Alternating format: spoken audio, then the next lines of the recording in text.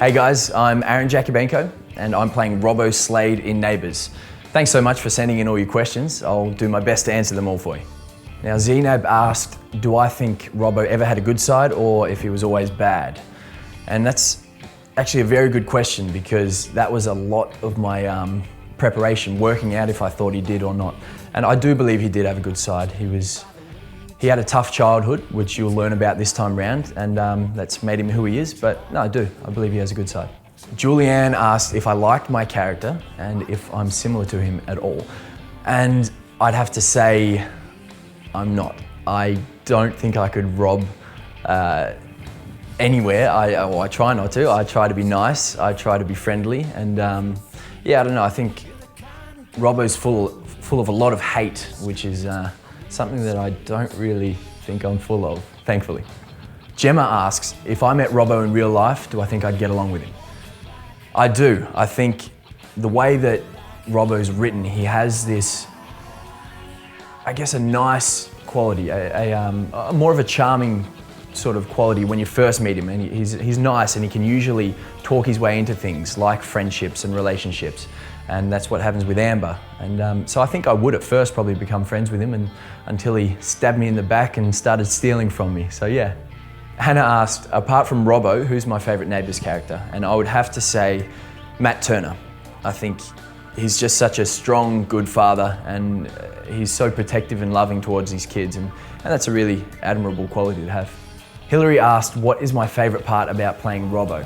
And I have to say, playing a bad guy is always fun, so that's definitely what I'm enjoying playing that, but the best thing is he's not your stereotypical bad guy. He also has this almost a sweet quality which he uses to manipulate people and he uses that to get things. So that's an interesting characteristic for a bad guy. So I've really enjoyed playing that mix of good and bad in Robbo, so it's been fun.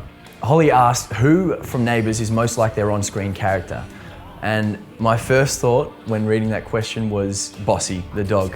Bossy the dog is without a doubt Bossy on and off screen, so yeah, definitely. Kelly asks, what's it like working with Taylor Glockner? He's become a good friend of mine. He's such a passionate actor. He really cares about his work and it's fun to work alongside someone like that because you're always pushing to create good work and we certainly hope we do for you because that's something that we care about. But yeah, he's a great guy and I've really enjoyed working with him. Ida asked who out of the cast I get on with the most. James Mason, playing Chris Pappas, because 4 years ago, before I was even acting, we were friends, so he's probably one of my best off-screen mates, so yeah, definitely. Maria and Elizabeth asked, if I could pick a storyline for Robbo, what would it be? I would really like to see more about his past, about Robbo's upbringing, and maybe it'd be great to meet his parents, his father and his mother. I think that could be quite interesting to see where he's from and why he is the way he is, because I think that's what makes a bad guy interesting. Why would someone have the heart or the lack of heart to do some of the things that he does? I think that's what would interest me most, yeah. Now Vanessa asked how I feel about being portrayed as the bad guy.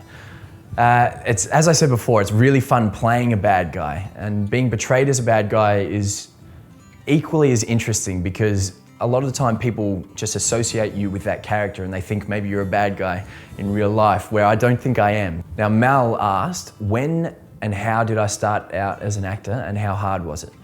I started about 4 or 5 years ago, and believe it or not, one of the first jobs I ever did was a background artist or an extra on Neighbours and a couple other movies and things like that. So I started right down the lowest scale, if you would call it that. And from then I got a line on Underbelly and then Neighbours and some other shows, and I over time realised that it's just a matter of stepping stones. It's not as hard as sometimes the world might think. It's just a matter of working hard and then looking at the next step. So if I've done one line, then the next step is maybe a guest role, and now if I've done a guest role, the next step is maybe a support or a lead, so it's yeah, it's an interesting journey and I'm enjoying it. It's not easy. It takes a lot of work and dedication, but if you have any aspirations to do that, I recommend giving it a crack because it's good fun. Alex, good question. What is next for me professionally? I just found out today that I didn't get a job that I was going for, which would have been my first lead role in America. But that's a part of acting. You audition and sometimes you don't get the role, sometimes you do.